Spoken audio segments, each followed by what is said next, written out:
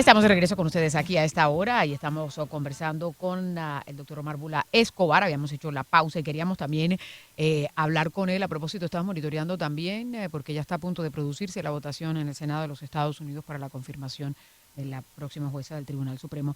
Doctor Bula, antes de la pausa, me gustaría que usted también nos pusiera en perspectiva Colombia, porque aquí estamos siguiendo muy de cerca. En Colombia hay elecciones el próximo mes y de estos términos que se popularizan mucho, ¿no? Y podría ser considerada como la joya de la corona dentro de todos estos movimientos que ocurren en la América Latina. ¿Cuál es su percepción de lo que puede pasar en Colombia? Y también si quiere añadir la parte rusa. Colombia yo creo que sigue siendo la joya de la corona. Primero, su situación geográfica muy parecida a la de Venezuela. Segundo, que todo ha sido considerado, yo creo que no sigue de la misma manera que las cosas han cambiado, que hablábamos anteriormente en términos del poder de Estados Unidos en la región. Yo creo que en Colombia también esa relación se ha diluido. Seguimos siendo en principio los primeros aliados de Estados Unidos en la región, pero vemos que hay muchas influencias que han entrado también al país en las últimas décadas, precisamente por ese abandono de Estados Unidos de la región, de los que cuyas consecuencias estamos viendo ahora. Entonces, Colombia es importante, sin lugar a duda. Ahora, Colombia, y metamos el asunto de Rusia, porque esto explica mucho de la situación colombiana. Colombia es el primer exportador de cocaína del mundo. Colombia es un actor, o por lo menos el crimen organizado colombiano es un actor muy importante del crimen organizado transnacional global. Y aquí hay unas influencias muy grandes que han ido creciendo, como en toda la región, por ejemplo, del proyecto cubano, ¿no es cierto? Básicamente de alianzas con todo tipo de aliados que comparten el credo antiamericano, entre ellos está Rusia, ¿no? Rusia empieza a expandirse a su manera después del fin de la Guerra Fría en la región y sobre todo en la venta de armas, pero también en posicionamiento geográfico. Era importante, de la misma manera que se le posicionaba a la OTAN cada vez más cerca a la nación Rusia, pues también Rusia se posicionaba acá y ha guardado relaciones muy importantes con sus aliados de la Guerra Fría, a pesar de que esas relaciones ya no son ideológicas necesariamente. La relación Unión Soviética-Cuba era de poder, obviamente, pero en principio representaba ese credo comunista que dividía, que lo enfrentaba a Occidente. Ahora estas relaciones son otra vez de realpolitik, de intereses, muchos intereses energéticos en la región, muchos intereses militares en la región, y ahí entramos a lo que te mencioné del crimen organizado. Es muy importante entender que el tamaño primero del crimen organizado, ¿no es cierto? El tamaño en todas las actividades estamos hablando de 2.5 trillones de dólares, pero en drogas estamos hablando de por lo menos de 600.000 millones de dólares. Si tú lo comparas con el PIB de un país como el Ecuador, que es de 100.000 millones, el crimen organizado podría tener 6 veces el PIB de un país como el Ecuador o 2 veces el PIB del PIB de un país como Colombia. Y ellos tienen una influencia muy, muy grande sobre la región. El crimen organizado ruso, el más poderoso del mundo, la Bratva, está involucrado en tráfico de drogas y muy vinculado con los carteles mexicanos, pero también inclusive le ha vendido armas a las FARC y a otros grupos de la región desde principios del 2004, fue lo último que vi. O sea que, y como te digo, esa diferencia entre crimen organizado y gobierno en el caso de Rusia es muy cuestionable. Varios fiscales españoles han acusado por el lavado de dinero ruso en España a Rusia como un mafia state, un estado mafioso en el cual básicamente el crimen organizado actúa a sus anchas desde que no se pase de cierto punto. Putin es el que pone las reglas, pero si no tienen básicamente carta blanca, e inclusive se ha encontrado que el crimen organizado y el gobierno, dentro de un ámbito de una corrupción, el país más corrupto de Europa, actúan juntos en algunos casos. Y ahí llegamos entonces al caso del menudeo, el pitufeo o el smurfing de ese joven, de esa persona que encontraron en Colombia, 145 millones de dólares.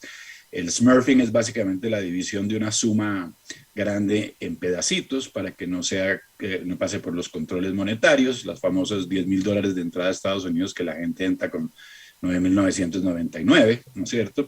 Ahora esto es una práctica que se está haciendo no solo en Colombia, en Bélgica hubo 4 millones de dólares por la misma estrategia de Schmurfing. Entonces uno dice, es que están entonces están presentes los rusos en América Latina y además quieren disturbar nuestras elecciones y irrumpir en nuestros procesos políticos. Pues básicamente hay que pensar más en sus aliados. Si Rusia está armando a Venezuela, tal vez Rusia no quiera abrir un frente nuevo, porque hay gente que dice, no, nos van a invadir, como Diosdado Cabello dijo, que por qué no invadíamos a Colombia como hicieron los rusos con Ucrania. Eso básicamente es puro lip service por Pura retórica, más protagonismo. bien. Sí, es pura retórica, es protagonismo, pero a mí no me preocupa tanto que los rusos decidan invadir a Colombia. Yo no creo que esté en la agenda. Es que las personas con que ellos están aliadas, sobre todo la mafia rusa, que en este caso se trata de la FARC, el ELN, etcétera, etcétera, ellos sí tienen una agenda de cooptar naciones. Ya lo han hecho con Venezuela, trataron con Ecuador, pero lo han hecho con Bolivia. Hay una presencia muy grande y esta mezcla es muy poco favorable para Colombia. Ahora Colombia sufre de estos dos fenómenos. Por un lado, el del crimen organizado, que es obviamente de suprema importancia y que penetra todas las instancias de lo político, de lo social, de lo económico, etc. Pero por otro lado, esa misma agenda que hablábamos antes del break, en términos de globalismo. El presidente Duque es un globalista de pura sangre, pues más pura sangre no se puede ser cuando es coautor de un libro con el profesor Charles Schwab, el presidente del Foro Económico Mundial. Muchas de las políticas globalistas, si queremos, de ese gran reseteo del Foro de Davos, están siendo implementadas aquí a cabalidad y en este momento es muy difícil escoger, no solo para Colombia, para cualquier país del mundo, escoger líderes, porque muchos de los líderes han sido ya cooptados y eso ahora es explícito. El propio Schwab lo mencionó en una entrevista. Hemos escogido y groomed, hemos hecho crecer a algunos líderes en el mundo y líderes muy importantes, Trudeau, Macron, y obviamente líderes de América Latina como Fernández o Duque, etcétera. En este momento, esa alianza, ahora si lo ponemos un poco más complejo, es muy incómoda, es la alianza de ese globalismo precisamente con las organizaciones que hacen parte del crimen organizado, o sea que nosotros no tenemos como por dónde. O sea, nosotros tenemos, ahí se confluyen esos dos, es como si estuvieran en un río ahí, están tratando de emerger ahí. Sí, es una cosa impresionante, y por eso hoy te voy a decir una anécdota totalmente casera, pero hubo un técnico esta mañana en mi casa y yo no hablo de política, pero me dijo, doctor, ¿y usted cómo está viendo la cosa? Y yo le dije, ¿por qué? ¿Está preocupado? Y me dice, si es que no hay por quién votar. Yo no quiero desacreditar candidatos acá, aunque hay uno que sí, me parece que representa esa mezcla perfecta de ese híbrido que se está formando, ¿no? De crimen organizado y globalismo, que es Gustavo Petro, sin lugar a duda. Y nunca he visto un país más asustado contra un candidato, porque la gente no vota por candidatos, sino contra el candidato de la oposición. Ahora hay otros candidatos que están surgiendo, yo creo que hay que esperar un poco.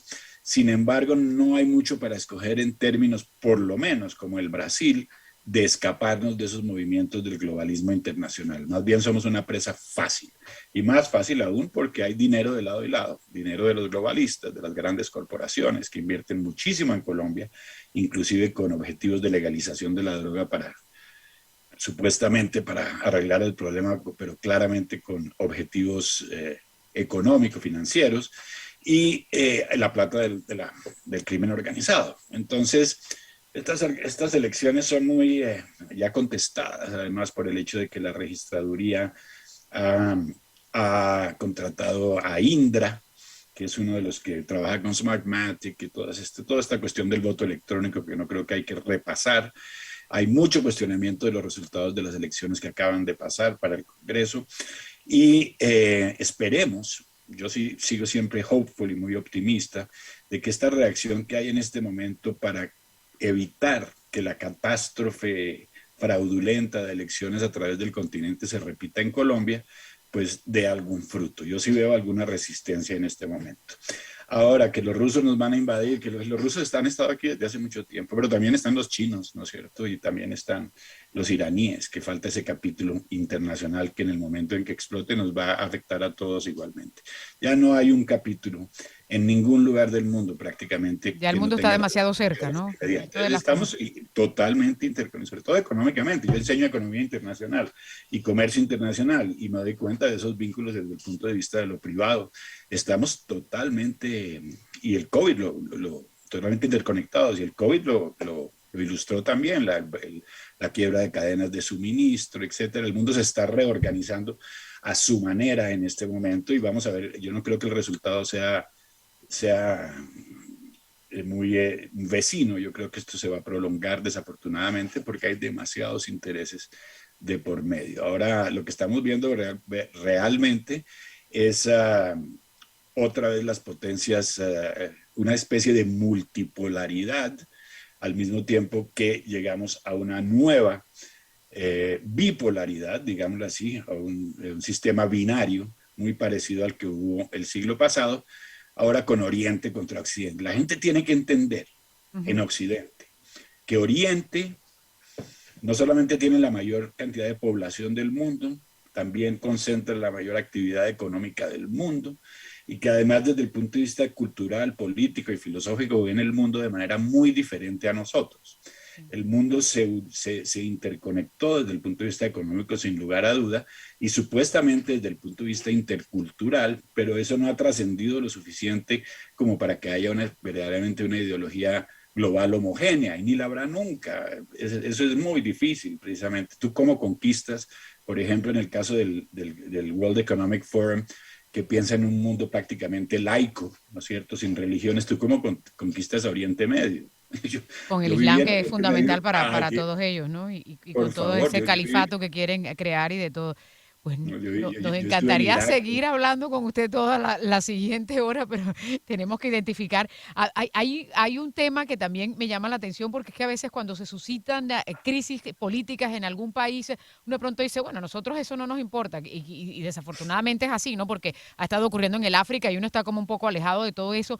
Pero Pakistán en particular es un país que ahora tiene una crisis en este momento y no entiendo cómo podría encajar en todo esto, porque el primer ministro estaban a punto de tumbarlo y lo que hace es anular el parlamento y convocar elecciones y no se sabe hacia dónde va a ir ahí ese vecino de la India que también, es decir, ¿usted ve algo que tenga que ver en todo esto o es un caso Claro que aislado pero sí. que no se puede ignorar? No, está muy interconectado. Como tú dices, a Han lo trataron de sacar la semana pasada, un voto de confianza, y hay una crisis muy grande. Pakistán es un caso muy especial, muy especial. Primero que todo es una potencia nuclear, Ajá, acuérdate, o sea, claro que sí. India también, ¿no es cierto? Son los otros dos que entraron al paseo. Segundo que todo, muy relacionado con lo que acaba de pasar en Afganistán, ¿no es cierto? Afganistán, al ser reconquistado por los talibanes, gran parte de los pashtunes están entre los dos países inclusive, pues crea un nuevo poder, ¿no?, bastante concreto en términos de gobernanza, los talibanes específicamente, que va a influir obviamente en la política pakistaní. Ahora, Pakistán supuestamente, como Colombia, es uno de los grandes aliados de Estados Unidos.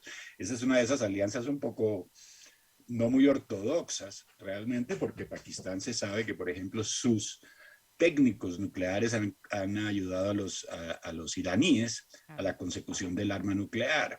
Esa es una región muy convulsionada definitivamente, y yo creo que muy interesante que lo menciones, porque Pakistán es otro de esos países que está redefiniendo precisamente por este cambio de intensidad de fuerzas, está redefiniendo su propia, digámoslo así, personalidad nacional y sus alianzas. Estos países como la India, Pakistán, ya dejando de lado su política per se, pero ya ubicándolos geográficamente y culturalmente, son mucho más apegados a Oriente que a Occidente. Eso no hay nada que hacer. Entonces, y acuérdate que Occidente básicamente ha manejado el mundo desde los últimos, que diría yo, imagínate, antes de los americanos fueron los Los británicos, británicos. etcétera, pero el mundo hace unos 200 años era más equilibrado. Estaba el imperio ruso, había imperios de Oriente, etc.